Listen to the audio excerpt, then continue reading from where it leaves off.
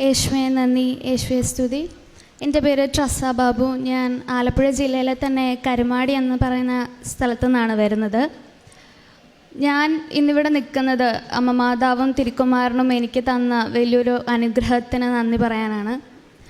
2019 എൻ്റെ അമ്മ ഇവിടെ ഉടമ്പടി എടുത്തത്. അന്ന് മുതൽ ഞാനും അമ്മയും ഞങ്ങളുടെ കുടുംബവും എല്ലാം കൃപാസനത്തിൽ വരാറുണ്ട്. അമ്മയുടെ ഉടമ്പടി നിയോഗമെല്ലാം അമ്മ മാതാവ് വഴി തിരുക്കുമാരൻ സാധിച്ചു തരികയും 2023 അമ്മയ്ക്ക് കൃപാസനത്തിൽ വന്ന് ഈ തിരുവാൾത്താരയിൽ നിന്ന് സാക്ഷ്യം പറയാനും അമ്മയ്ക്ക് സാധിച്ചു. അമ്മ എനിക്ക് വേണ്ടിയിട്ടും അത് കഴിഞ്ഞ് ഉടമ്പടി എടുത്തിട്ടുണ്ടായിരുന്നു. ഞാൻ +2 കഴിഞ്ഞ് 2022 B2 ജർമ്മൻ പഠിക്കാൻ വേണ്ടിയിട്ട് പോയി. അങ്ങനെ 2023 ഫെബ്രുവരി മാസത്തിൽ ഞാൻ പഠിച്ചിറങ്ങി. 2023 മാർച്ച് 11 ഞാൻ ആദ്യമായിട്ട് B2 എക്സാം എഴുതാൻ വേണ്ടി പോയി. അങ്ങനെ അന്ന് ഞാൻ 2 വിഷയം, മൊത്തം 4 വിഷയമാണ്, അതിൽ 2 വിഷയം ഞാൻ അന്ന് പാസ്സായി. അത് കഴിഞ്ഞ് പിന്നീട് ഞാൻ ഒരു 6 പ്രാവശ്യം അങ്ങോട്ട് എഴുതാൻ തുടങ്ങി. പല സ്ഥലങ്ങളിലായിട്ട് 6 പ്രാവശ്യം ഞാൻ ഫെയിലായ 2 വിഷയം എഴുതിയിട്ടും ഞാൻ ഫെയിലായിക്കൊണ്ടേ ഇരിക്കുമായിരുന്നു. 1-2 മാർക്കിനാണ് ഞാൻ ഫെയിലായിക്കൊണ്ടിരുന്നത്. അപ്പോൾ അങ്ങനെ വന്നപ്പം എൻ്റെ പപ്പ എൻ്റെ അടുത്ത് പറഞ്ഞു, ഇതിപ്പം നീ ഇങ്ങനെ ഇരുന്ന് പഠിച്ചതുകൊണ്ടോ തുടർച്ചയായിട്ട് എക്സാം ഡേറ്റ് എടുത്ത് എക്സാം എഴുതിയത് കൊണ്ടോ കാര്യമില്ല. ചെറിയൊരു ദൈവാനുഗ്രഹത്തിൻ്റെ ദൈവകൃപയുടെ ഒരു ചെറിയ കുറവുണ്ട് നിനക്ക്. അപ്പം നീ തന്നെ അതിന് വേണ്ടിയിട്ട് പ്രാർത്ഥിക്കണം. മാതാവിൻ്റെ അടുത്തും ഈശോയുടെ അടുത്തും നീ തന്നെ ശക്തമായി പ്രാർത്ഥിക്കണം. നീ തന്നെ അതിന് വേണ്ടിയിട്ട് ഉടമ്പടി എടുക്കണം എന്ന് പറഞ്ഞു.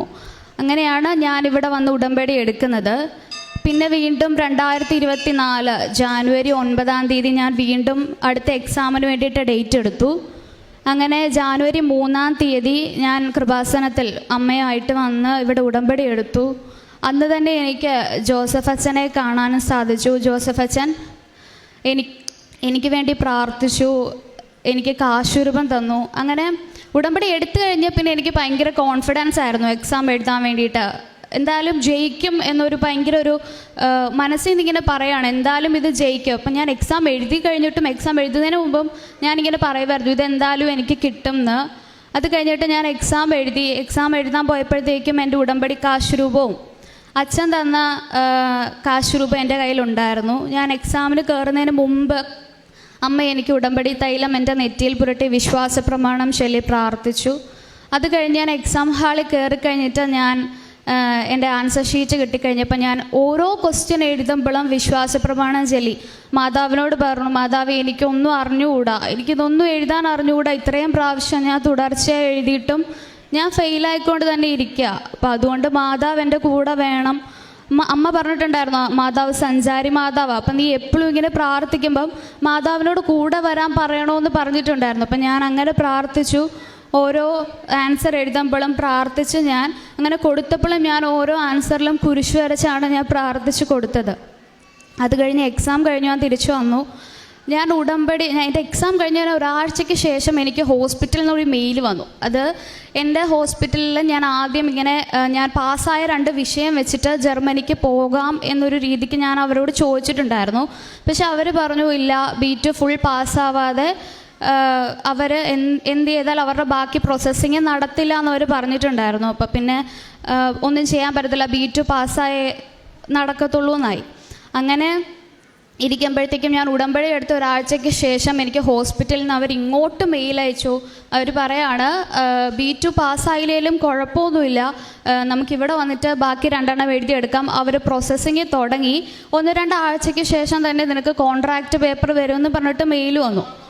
അപ്പോൾ തന്നെ എനിക്ക് മനസ്സിലായി മാതാവ് എൻ്റെ കാര്യത്തിൽ ഇടപെടാൻ തുടങ്ങി. അമ്മ പറഞ്ഞു മാതാവ് ഉറപ്പായിട്ടും എൻ്റെ കാര്യം ഏറ്റെടുത്തിട്ടുണ്ട്, ഇനി പേടിക്കണ്ട എന്ന് പറഞ്ഞു. അങ്ങനെ അത് കഴിഞ്ഞിട്ട് ഒരു 2 ആഴ്ചയ്ക്ക് ശേഷം ഞാൻ ഇങ്ങനെ സ്വപ്നം കാണുകയാണ്. ഞാൻ ഒരു റൂമിൽ നിൽക്കുകയാണ്. അപ്പോൾ റൂമിൻ്റെ അടുത്ത് നിന്ന് ചെറിയൊരു പച്ച വെളിച്ചം, ആ പച്ച വെളിച്ചം പിന്നെ വലുതായി റൂം ഫുൾ ഇങ്ങനെ ആവുക.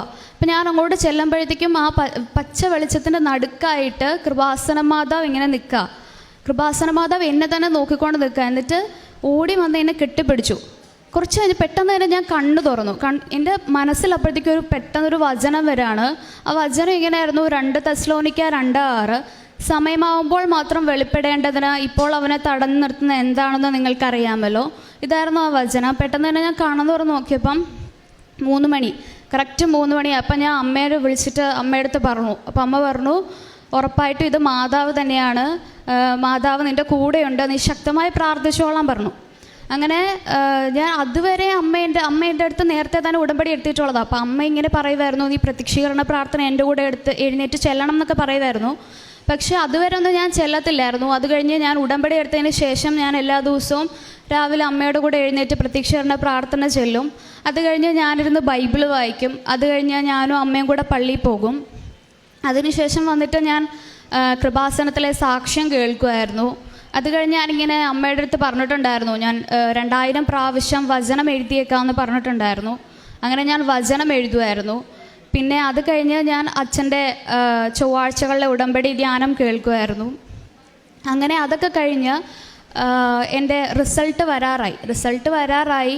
1 മാസം കഴിഞ്ഞിട്ട് റിസൾട്ട് കാണാതായപ്പോൾ ഞാൻ മാതാവിനോട് ഇങ്ങനെ പറഞ്ഞു, എൻ്റെ കോൺട്രാക്ട് പേപ്പർ വന്നില്ല. 2 ആഴ്ചയ്ക്ക് ശേഷം കോൺട്രാക്ട് പേപ്പർ വരുമെന്നും പറഞ്ഞിട്ടാണ് മെയിൽ ആദ്യം വന്നത്. അത് കഴിഞ്ഞിട്ട് അവർ വരാതായപ്പോഴത്തേക്കും ഞാനിങ്ങനെ മാതാവിൻ്റെ അടുത്ത് ഡേറ്റ് ഇട്ട് പ്രാർത്ഥിച്ചു. അപ്പം ഫെബ്രുവരി 16 ഒരു ഡേറ്റ് ഇട്ടിട്ട് ഞാൻ പറഞ്ഞു, ഇതിന് മുമ്പായിട്ട് എൻ്റെ എക്സാം റിസൾട്ടും അതുപോലെ തന്നെ എൻ്റെ ഹോസ്പിറ്റലിൽ നിന്നുള്ള കോൺട്രാക്റ്റ് പേപ്പറും വരണമെന്ന് പറഞ്ഞിട്ട് ഞാൻ മാതാവിൻ്റെ അടുത്ത് പ്രാർത്ഥിച്ചു. അങ്ങനെ ഫെബ്രുവരി 14 എൻ്റെ റിസൾട്ട് വന്നു. റിസൾട്ട് വന്നപ്പോഴത്തേക്കും ഞാൻ ആദ്യം 2 പ്രാവശ്യം എഴുതി പാസ്സായതിനെക്കാട്ടിലും എല്ലാ പ്രാവശ്യവും ഞാൻ ഏറ്റവും കുറവ് മാർക്ക് വാങ്ങിക്കുന്നതിനെക്കാട്ടിലും ഒക്കെ ഏറ്റവും കൂടുതൽ മാർക്കിൽ എനിക്ക് 2 വിഷയവും ഞാൻ പാസ്സായി. അതായത് ഞാൻ ഈ 6 പ്രാവശ്യം എഴുതുന്ന സമയത്തും ഏറ്റവും കുറവ് മാർക്ക് കിട്ടുന്ന ഒരു സബ്ജക്റ്റ് ഉണ്ടായിരുന്നു. അതിന് എല്ലാത്തിനേക്കാളിലും കൂടുതൽ മാർക്ക് കിട്ടി. അങ്ങനെ 2ഉം ഞാൻ പാസ്സായി. അങ്ങനെ B2 ഫുള്ള് പാസ്സാക്കി തന്ന അമ്മ എന്നെ അനുഗ്രഹിച്ചു. അത് കഴിഞ്ഞ് ഫെബ്രുവരി 16 എനിക്ക് എൻ്റെ ഹോസ്പിറ്റലിലെ കോൺട്രാക്റ്റ് പേപ്പറും വന്നു. അങ്ങനെ അത് കഴിഞ്ഞ് ഞാൻ മാതാവിൻ്റെ അടുത്ത് പിറ്റേ ദിവസം തന്നെ ഞാൻ മാതാവിൻ്റെ അടുത്ത് ഇവിടെ വന്ന് പറഞ്ഞായിരുന്നു, ഞാൻ B2 പാസ്സായി, അമ്മയ്ക്ക് നന്ദി എന്നൊക്കെ പറഞ്ഞു. അതിനുശേഷം വിസയുടെ ഇതായിരുന്നു. അപ്പം വിസ ഇൻ്റർവ്യൂവിന് ഡേറ്റ് എടുക്കാൻ വേണ്ടിയിട്ട് ചോദിച്ചപ്പോഴത്തേക്കും ഏജൻസിക്കാർ പറഞ്ഞു, ഇനി മാർച്ചിലോട്ടും ഏപ്രിലോട്ടും സ്ലോട്ടില്ല. അപ്പോൾ പിന്നെ നമുക്ക് വീണ്ടും ഇതായിരുന്നു. അപ്പം എൻ്റെ 2ാമത്തെ നിയോഗമായിരുന്നു ഏപ്രിൽ മാസത്തിൽ തന്നെ എനിക്ക് ജർമ്മനിയിലേക്ക് പോകണമെന്നുള്ളത്. അപ്പം നമ്മുടെ പ്രതീക്ഷയെല്ലാം പോയി, ഇനി പോകാൻ പറ്റത്തില്ല, വിസ ഇൻ്റർവ്യൂവിന് ഡേറ്റ് ഇല്ല. അപ്പോൾ പിന്നെ എന്ത് ചെയ്യുമെന്നായപ്പോൾ പിന്നെ ഞങ്ങളെല്ലാവരും കൃപാസനത്തിൽ വന്ന് പ്രാർത്ഥിച്ചു. അങ്ങനെ പ്രാർത്ഥിച്ച് ഞാൻ അമ്മയുടെ അടുത്ത് ഡേറ്റ് ഇട്ടു. വീണ്ടും മാർച്ച് 10 മുൻപായിട്ട് എനിക്കൊരു ഡേറ്റ് കാണിച്ചു തരണം വിസ ഇൻ്റർവ്യൂവിന്. ഈ മാർച്ച് മാസത്തിൽ തന്നെ വേണം, എനിക്ക് ഏപ്രിൽ മാസത്തിൽ തന്നെ എനിക്ക് ജർമ്മനിയിലേക്ക് പോകാൻ പറ്റണമെന്ന് അമ്മയോട് പറഞ്ഞു. അങ്ങനെ മാർച്ച് 9 അമ്മ മാതാവ് എനിക്കൊരു ഡേറ്റ് കാണിച്ചു തന്നു, മാർച്ച് 14 പറഞ്ഞിട്ട്. അങ്ങനെ വിസ ഇൻ്റർവ്യൂവിന് പോയി. ഒരു തടസ്സവും കൂടാതെ അമ്മ മാതാവും തിരുക്കുമാരനും എന്നെ അനുഗ്രഹിച്ചു. അങ്ങനെ എൻ്റെ വിസ ഒരു തടസ്സം കൂടാതെ പെട്ടെന്ന് തന്നെ വന്നു. ഇപ്പം ഏപ്രിൽ 11 ഞാൻ ജർമ്മനിയിലേക്ക് പോവാണ് നേഴ്സിംഗ് പഠനത്തിനായിട്ട്. ഇത്ര വലിയ അനുഗ്രഹം എനിക്ക് തന്ന അമ്മ മാതാവിനും തിരുക്കുമാരനും കോടാനുകൂടി നന്ദി. കാരുണ്യ പ്രവർത്തികൾ എന്ന് പറഞ്ഞാൽ ഞാനും അമ്മയും കൂടെ ആശുപത്രി പോവായിരുന്നു. അങ്ങനെ ഇവിടുന്ന് കൃപാസന പത്രം വാങ്ങിച്ച് വിശ്വാസ പ്രമാണം ചൊല്ലി രോഗികൾക്ക് കൊടുക്കുമായിരുന്നു. പിന്നെ ഇടയ്ക്കിടയ്ക്ക് രോഗികളെ സന്ദർശിക്കാനൊക്കെ പോകുമായിരുന്നു. അങ്ങനെയായിരുന്നു ഞാൻ ചെയ്തുകൊണ്ടിരുന്നത്. ഒരു വട്ടം കൂടി ഇത്ര വലിയ അനുഗ്രഹം എനിക്ക് നൽകിയ അമ്മയ്ക്കും തിരുക്കുമാരനും 1000 നന്ദി. എൻ്റെ പ്രാർത്ഥനാ ജീവിതത്തിൽ എന്ന് വെച്ചാൽ ഞാൻ അതുവരെ എനിക്ക് ഭയങ്കര മടിയൊക്കെ ആയിരുന്നു. സന്ധ്യ പ്രാർത്ഥന ചെല്ലാനാണെങ്കിലും അമ്മ പ്രത്യക്ഷീകരണ പ്രാർത്ഥന ചെല്ലാൻ പറഞ്ഞാലാണെങ്കിലും ഞാൻ എഴുന്നേൽക്കത്തൊന്നുമില്ല, എനിക്ക് ഭയങ്കര മടിയാണ്. പക്ഷേ ഉടമ്പടി എടുത്തതിന് ശേഷം പിന്നെ ഭയങ്കര എന്തോ ഒരു ഭയങ്കരമായിട്ട് നമുക്ക് എന്തൊക്കെയോ ഉള്ളതുപോലെ തോന്നുകയാണ്. നമുക്ക് കുഴപ്പങ്ങളൊന്നുമില്ല, ഭയങ്കര ഒരു ആശ്വാസം പോലെയാണ് നമുക്ക് തോന്നുന്നത്. അതിനുശേഷം ഞാൻ എല്ലാ ദിവസവും എഴുന്നേറ്റ് പ്രാർത്ഥിക്കും, കൊന്ത ചെല്ലും. എനിക്ക് പിന്നെ മടിയൊന്നുമില്ല. യാത്രയ്ക്കൊക്കെ പോകുമ്പോഴത്തേക്കും വണ്ടിയിലിരുന്ന് പ്രാർത്ഥിക്കും, കൊന്ത ചെല്ലും. അമ്മ പ്രാർത്ഥിക്കുന്നതിൻ്റെ ഒപ്പം കൂടെ ഞാൻ കൊന്ത ചെല്ലും. പിന്നെ ആർക്കെങ്കിലും എന്തെങ്കിലുമൊക്കെ പ്രശ്നം വന്നാൽ ഞാൻ കൂടെ കരുണക്കൊന്തയുടെ കൂടെ ഞാനത് ഇങ്ങനെ പറയുമായിരുന്നു. അങ്ങനെ പ്രാർത്ഥനയിൽ എനിക്ക് നല്ല മാറ്റം ഉണ്ടായി. ബൈബിള് വായിക്കാൻ തുടങ്ങി. ഇപ്പോഴും ബൈബിള് വായിക്കുന്നുണ്ട്. അങ്ങനെയൊക്കെയായിരുന്നു എൻ്റെ പ്രാർത്ഥനാ ജീവിതത്തിലുള്ള മാറ്റം ഉണ്ടായിരുന്നത്. പിന്നെ ഈശോയുടെ മാതാവിനോടും കുറേ കൂടെ അടുക്കാനായിട്ട് പറ്റി ഉടമ്പടി എടുത്തത് മൂലം.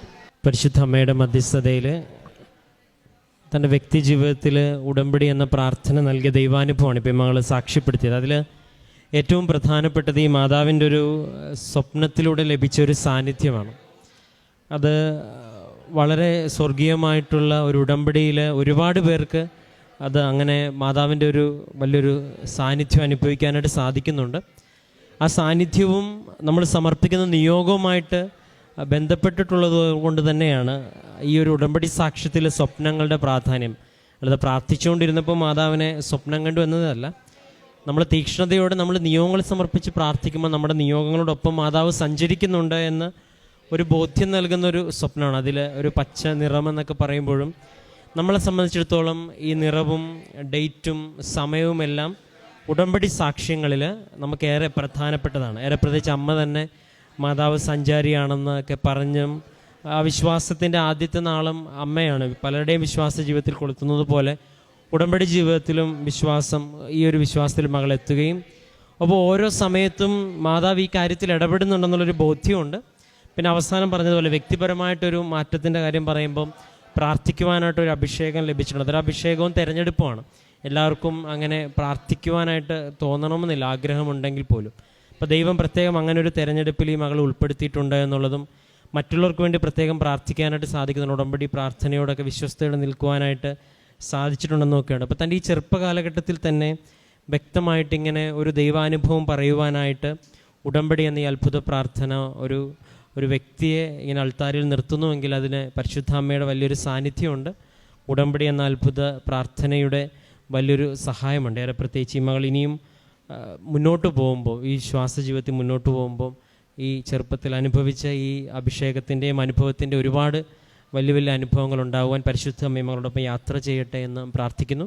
ഈ മകൾക്ക് ലഭിച്ച എല്ലാ അനുഭവങ്ങൾക്കും നമുക്ക് കരങ്ങളടിച്ച് ദൈവത്തിൻ്റെ നാമം മഹത്വപ്പെടുത്താം. പൂർവ്വ ദൈവാനുഭവങ്ങൾ ഇനി നിങ്ങൾക്കും സ്വന്തം. ഈ യൂട്യൂബ് ചാനൽ ഇതുവരെ സബ്സ്ക്രൈബ് ചെയ്തിട്ടില്ലെങ്കിൽ ഇപ്പോൾ തന്നെ സബ്സ്ക്രൈബ് ചെയ്യുക. ഈ വീഡിയോ ഇപ്പോൾ തന്നെ നിങ്ങളുടെ സുഹൃത്തുക്കൾക്ക് ഷെയർ ചെയ്തുകൊണ്ട് കർത്താവിൻ്റെ പ്രേക്ഷിതരാകുക.